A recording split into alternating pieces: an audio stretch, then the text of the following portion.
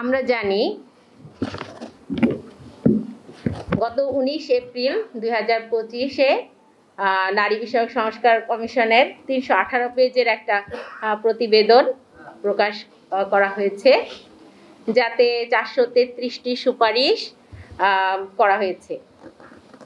এবং এই প্রতিবেদন প্রকাশের পর থেকে বিভিন্ন মহল থেকে এই প্রতিবেদনের থাকা বিভিন্ন ত্রুটি এবং আসলে দৃষ্টিগোচর ত্রুটি সমূহের আলোচনা সমালোচনা চলছে এবং প্রতিবাদ চলছে। আমি নারী কমিশনের যারা সুপারিশ নীতিমালা তৈরি করেছেন তাদের প্রতি সম্মান রেখেই একজন শিক্ষক হিসাবে আমার কিছু কথা এখানে তুলে ধরতে চাই। প্রথমে আসি, যারা এই কমিশন তৈরি করেছেন বা এই ধারাগুলো জাতির সামনে তুলে ধরেছেন, তাদের ভেতরে যারা আছেন তারা সবাই, আমরা যদি তাদের পরিচিতিগুলো দেখি, আপনারা সবাই জানেন এখানে তারা একই ঘরানার লোক। অথচ এখানে আমরা আশা করেছিলাম যে বিভিন্ন সেক্টরের লোক নিয়ে আমাদের এই কমিশনটা সাজানো হবে। আমার কাছে প্রথমেই মনে হয়েছে যে এখানেই আমাদের কিছু ত্রুটি রয়ে গিয়েছে। একটা কমিশন যারা এই সুপারিশমালা প্রণয়ন করেন তাদের মধ্যে আসলে কারা থাকেন এটা যদি আমরা একটু দেখি, সেখানে একজন চেয়ারপারসন থাকেন, আইন বিশেষজ্ঞ থাকেন, একজন ধর্মীয় প্রতিনিধি থাকেন, নারী অধিকার কর্মী থাকেন, সামাজিক বিজ্ঞানী থাকেন এবং সিভিল সোসাইটির এনজিও কর্মী থাকেন। এবং আমি যে বিষয় নিয়ে কথা বলবো সেই বিষয়ে বিশেষজ্ঞ থাকেন, অর্থাৎ একজন শিক্ষাবিদ থাকবেন অথবা একজন শিক্ষা নীতি নিয়ে কাজ করা একজন সচিব থাকবেন এবং প্রশাসনিক কর্মকর্তা বা সদস্য সচিব থাকবেন। কিন্তু আমরা খুব দুঃখের সাথে লক্ষ্য করলাম যে এখানে শিক্ষার সংক্রান্ত যে প্রতিনিধি থাকা দরকার ছিল আমরা সেভাবে পাই নাই, পাওয়া উচিত ছিল আর কি। তাহলে আমাদের যে ত্রুটিগুলো আমাদের সামনে আসছে বারবার, সেগুলো আমরা আশা করা যেত যে আমরা সেই সমস্যার সমাধান করার জন্য আমাদেরকে বা সেই সমাধান নিয়ে কথা বলার জন্য আমাদেরকে এখানে আসতে হতো না। এরপরে আমরা দেখি নবম অধ্যায়, আমরা শিক্ষার যে বিষয়গুলো আসছে সেখানে আমরা একটু যাই। এই কমিশনারে এই ধারাগুলোর যেখানে আমরা একটু কথা বলতে চাই। দেখুন, শিক্ষা মানুষের অধিকার। মানুষকে আল্লাহ পৃথিবীতে তৈরি করেছেন আদম আলাইহিস সালামের মাধ্যমে। যেহেতু 90% মুসলমানের দেশ এই বাংলাদেশ, আমরা বিশ্বাস করি আল্লাহ এক এবং অদ্বিতীয়। আর আল্লাহ আমাদেরকে তৈরি করেছেন একটা নির্দিষ্ট লক্ষ্য এবং উদ্দেশ্যকে সামনে রেখে। আল্লাহ যখন ইচ্ছা করলেন যে তিনি মানুষ সৃষ্টি করবেন, তখন কিন্তু মানুষকে সৃষ্টি করেই ছেড়ে দেননি। তাকে প্রথমেই সমস্ত কিছুর নাম শিখিয়েছেন এবং ধাপে ধাপে দুনিয়াতে পাঠিয়েছেন। এই যে শিক্ষা, এই শিক্ষা গ্রহণের যে ব্যাপার, এটা মানুষের সাথে প্রথম থেকেই আছে।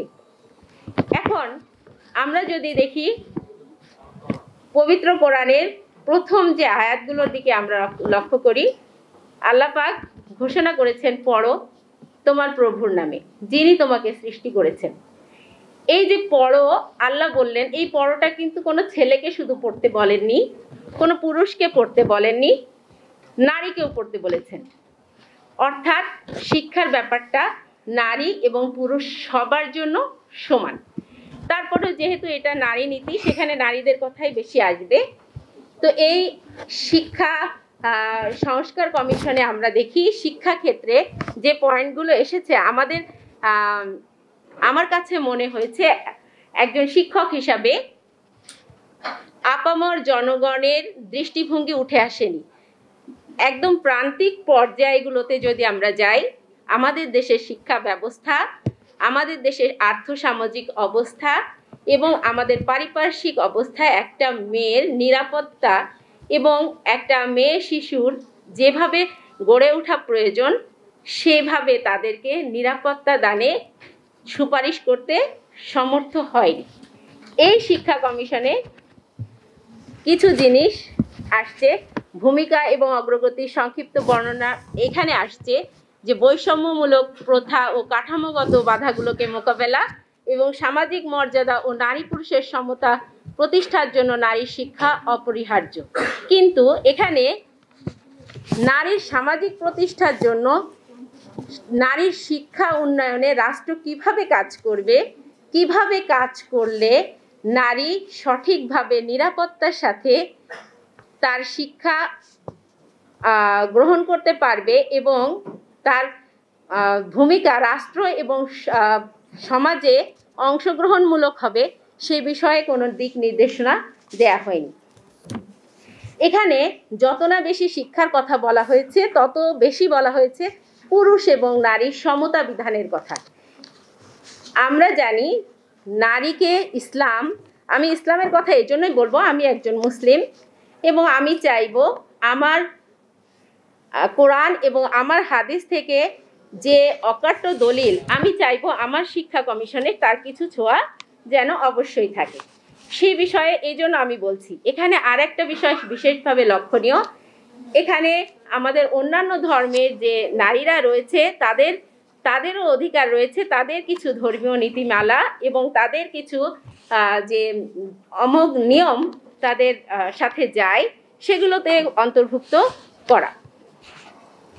এরপর আসি যে এই যে সম অধিকারের নামে যে কাঠামো দেয়া দরকার, সেই দায়িত্বটা এড়িয়ে এই কমিশন আমাদেরকে যে রিপোর্ট করেছে তাতে স্বেচ্ছাচারী মানুষ তৈরির কারখানা মনে হয়েছে আমার কাছে। এরপর আমরা যাই নবম অধ্যায়ের আরেকটা জায়গায়, যে বাল্য বিবাহ নিরোধ আইন 2017 বিশেষভাবে বলা হয়েছে এই আইনের অন্যান্য বিধানে যা কিছু থাকুক না কেন, বিধি দ্বারা নির্ধারিত কোনো বিশেষ প্রেক্ষাপটে অপ্রাপ্ত বয়স্কের সর্বোত্তম স্বার্থে আদালতের নির্দেশে এবং পিতামাতা বা প্রযোজ্য ক্ষেত্রে অভিভাবকের সম্মতিক্রমে নির্ধারিত প্রক্রিয়া অনুসরণ ক্রমে বিবাহ সম্পাদিত হলে এই আইনের অধীন অপরাধ বলিয়া গণ্য হইবে না।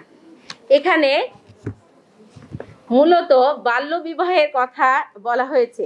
দেখুন, বাল্য বিবাহ আমাদের এখানে নিয়ম করে দেওয়া হয়েছে যে 18-র আগে বিবাহকে বাল্য বিবাহ বলা হয়, কিন্তু আমাদের গ্রামীণ প্রেক্ষাপটে এটার অনেক ক্ষেত্রে এটার জরুরত রয়েছে। এরপরে আমরা যদি আসি যে এখানে শিক্ষা ব্যবস্থায় যৌন শিক্ষাকে অবাধ এবং খুবই খোলামেলাভাবে শেখানোর ব্যাপারে জোর দেওয়া হয়েছে। ষষ্ঠ শ্রেণীর একটা শিক্ষার্থীর, আমার শিক্ষক হিসাবে আমি মনে করি না তাদেরকে এভাবে শেখানোর দরকার আছে, বরং তাদেরকে স্বাস্থ্য সুরক্ষা আইন শেখানোর প্রয়োজন রয়েছে। স্বাস্থ্য সুরক্ষা তারা কিভাবে করবে, সেখানে সমস্ত কিছু আসবে, কিন্তু একটা যে জিনিসটা তাদের যে বয়সে শেখার দরকার নেই, সেই বয়সে যদি আমরা তাকে সেটা শিখিয়ে দেই তাহলে সেটা হিতে বিপরীত হবে, এটাই আমার মনে হয়। এরপর 2010 সালের শিক্ষা নীতিতে যে ধর্মনিরপেক্ষ বস্তুবাদী শিক্ষা প্রাধান্য পেয়েছে, সেটাকে প্রাধান্য দেওয়া হয়েছে এবং সেখানে বারবার বলা হচ্ছে যে নৈতিক শিক্ষার অভাব হয়েছে এবং সমাজ নৈতিক অবক্ষয় তথা জুলুম থেকে বের হওয়ার জন্য তারা যে প্রস্তাবগুলো করেছে সেগুলো যথার্থ। আমি মনে করি না যে আসলেই যথার্থ। নৈতিক শিক্ষাটা উল্লেখ করা সেভাবে হয়নি। তো আমি আমার পরবর্তী বক্তারা আরো সুন্দরভাবে এই বিষয়ে বলবেন। তো আমি আহ্বান করব, আসুন আপনারা যারা এখানে সমাজের চোখ আছেন, যারা ভাবছেন, যারা দেখছেন, আমাদের দেশের শিক্ষা ব্যবস্থাকে এগিয়ে নিয়ে যাওয়ার জন্য আমাদের আরো ভাবতে হবে। এই কমিশনের বিপরীতে আমরা আরো কত সুন্দর এবং কল্যাণমুখী একটা কমিশন তৈরি করতে পারি এবং আমাদের সমাজে সেটা প্রতিষ্ঠা করতে পারি, সেটার জন্য আমাদের কাজ করে যেতে হবে। আল্লাহ আমাদের সেই তৌফিক দিন। সবাইকে জানাচ্ছি আবার সালাম। আসসালামু আলাইকুম রহমতুল্লাহ।